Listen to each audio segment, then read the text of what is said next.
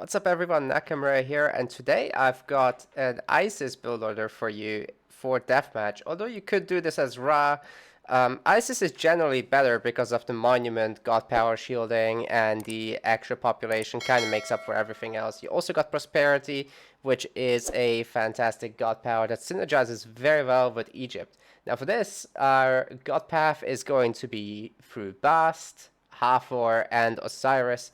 In pretty much every single game, you could use Thoth for some kind of elephant cheese with some phoenixes, but generally you go Osiris in the Mythic Age and the others are not really an option.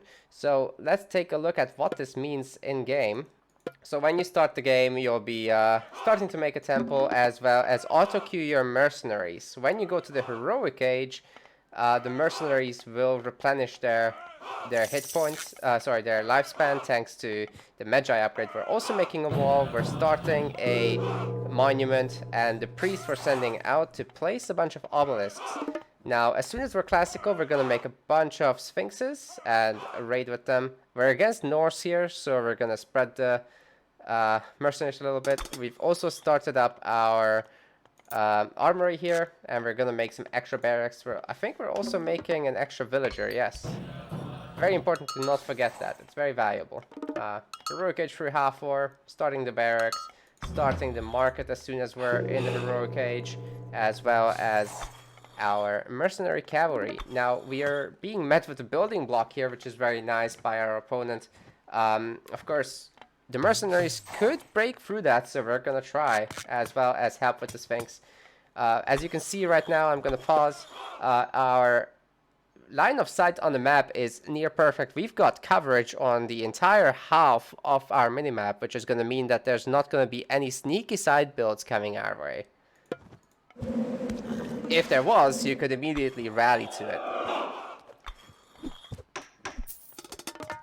So our opponent has gone scouty here, which means it's worth it to make the extra mercenaries. If that had been Bragi, the cavalry mercs will die very quickly to Ulfsark, so it's worth it to cancel them in that case. But here it's fine, as they're not going to have the bonus against Cav. Okay, Osiris is our final pick. And let's suppose this barracks doesn't die. You can just use the rock to transport them over. That's why I brought the rock over here. But turns out we don't need it, so I'm just going to send it back. We're also making our Migdol stronghold and making sure to grab the second pharaoh, which spawns here instantly. We're going to put him on houses. And we're going to start both of our town centers as soon as possible. Mummy got sent out there. We're starting to auto-queue the Mummy and as well as the priest. Let's return control to me here. We're going to mostly make axemen, but we're also going to make some spearmen to make sure that these cavalry are under control. So very important to make sure that the pharaoh empowers the settlement, as that makes everything significantly faster. We've also started on the other side, and we've got some pretty nice walling here, so that's great. The houses have been finished meanwhile, and we're sending the villagers to help with finishing the settlement up. Now we're gonna get a bunch of hits from these Ulfsarks on this settlement, so that's gonna slow us down somewhat. No trouble though. Not too bad. I got a misrallied villager here again. Oops. Our opponent is gonna try to build up on us. But we made some pretty good progress here. It might also be worth picking up the relics, which we're doing right now. The Vegeta is a very nice one to save a bit of resources. We're also making our third monument already, which is going to be super important. Not only for god power coverage, but also for the favor income. The mummies are pretty expensive, and you can't sustain them on just 2 monuments. Now, that's another really good raid there. The forest fire is hurting our units, and this TC is going to get slowed down quite a bit. Here come the fire giants as well. And I don't think I've microed the mummies correctly at this point. Actually, did micro this one, which was nice, and have to use Eclipse in order to drive these units away as quickly as possible so that we can finish our town center already. Here we've scouted that this town center has just begun, so that's good. And yeah, this TC is done, so we can start mining gold. We're doing that actually on both sides, and once this is done, we're gonna also put these villagers on gold. So what we want to achieve with that is to get a really high gold income, as the mercenary rush was pretty expensive. We really need that extra gold. And once we have a high villager count, we can use prosperity. At this point, it might also be worth it to start thinking about farming, so that back TC could easily serve for farming. Extra migdols and towers to make sure that we can keep the gold mine is very, very important. Basically, you need a lot of defenses when playing against Norse.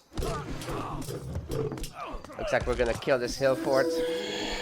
That was a really nice little raid here. These raiding cavalry have denied some gold mining, but we're just gonna make another migdol here to make sure that that doesn't happen again.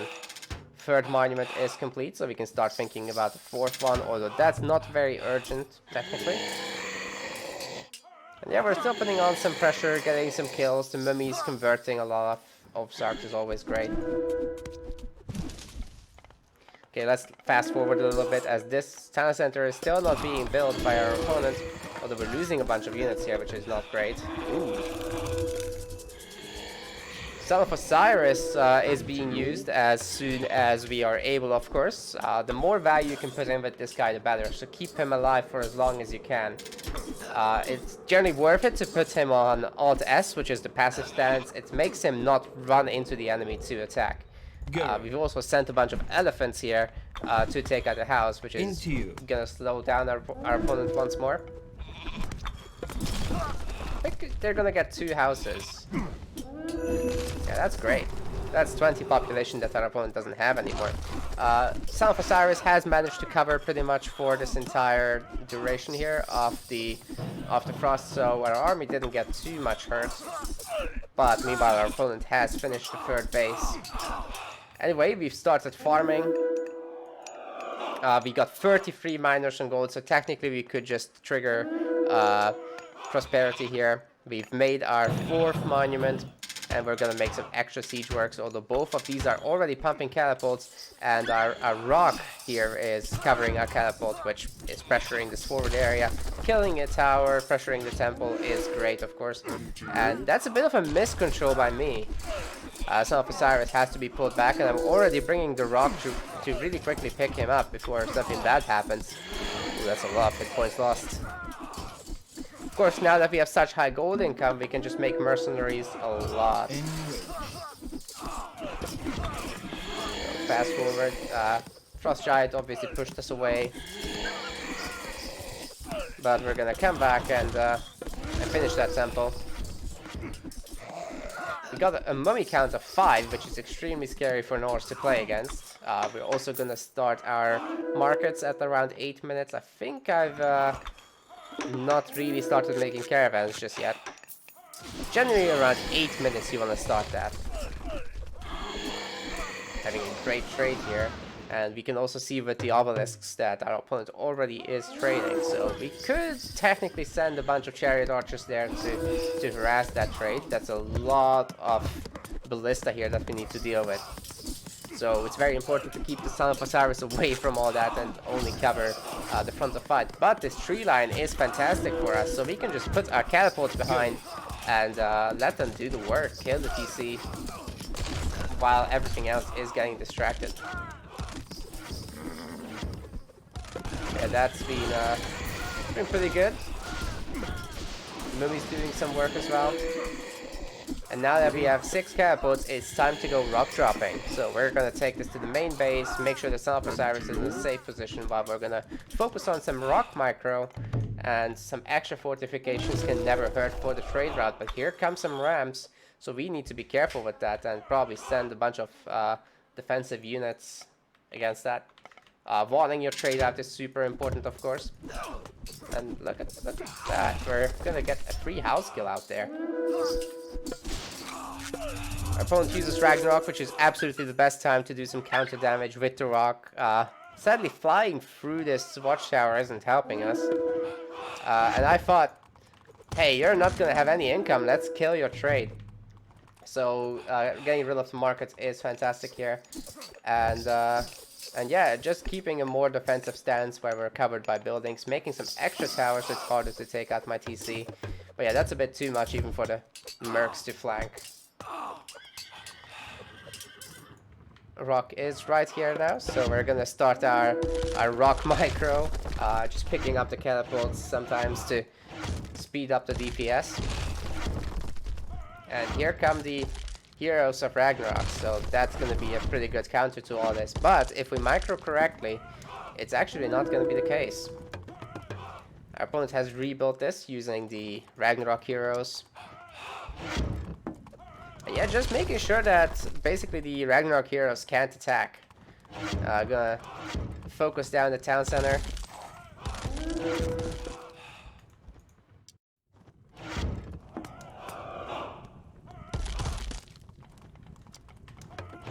Every time these guys get a hit in, the TC drops a lot in hit points. But meanwhile, my front is suffering a little bit. I had to pull the Son of Osiris back, but I'm not sure it's gonna be able to come back. Rock is a bit low on HP as well, and here come the archers. We killed the house accidentally instead of shooting the main TC. And I think the rock is gonna fall because I sent it in a diagonal path that's right across the archer's range. So, rip rock. That could have gone a lot better though. Definitely could have killed the main TC there. Even if it takes sacrificing the catapults. Another big mistake I made here is to not re-rally my units to here, and could have made some extra defenses as well. But yeah, anyways, we were rich enough to keep maintaining this constant mercenary spam.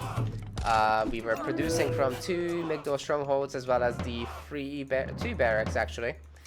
These guys went idle, but I think I'm moving them soon. And yeah, from here we're just gonna fast forward. That is basically how you play ISIS, besides that last set of mistakes. And then we basically geared up for another rock drop. We went to the back here, did another set of micro tricks, killed the TC as we should have before. And this got healed back up. We defended with mercenaries against the ramps, and then that was it. The rock was gonna get healed up one more time, should it have been necessary. And I suppose we could have used Locust Swarm on farms had there been any, but there haven't been, so didn't need to. I wouldn't use it against dwarves. Some people would use it here, but these guys can be garrisoned immediately, and they're higher HP than these gatherers, so don't do it on dwarves. Use it on farms. Okay, that's pretty much it for how to play ISIS or Ra. Although I do recommend you play ISIS in Deathmatch. Hope that was helpful. If you've enjoyed this video, make sure to hit the subscribe button and comment below on how your efforts playing Deathmatch as ISIS have gone. I will see you next time, guys. Take care. Bye-bye.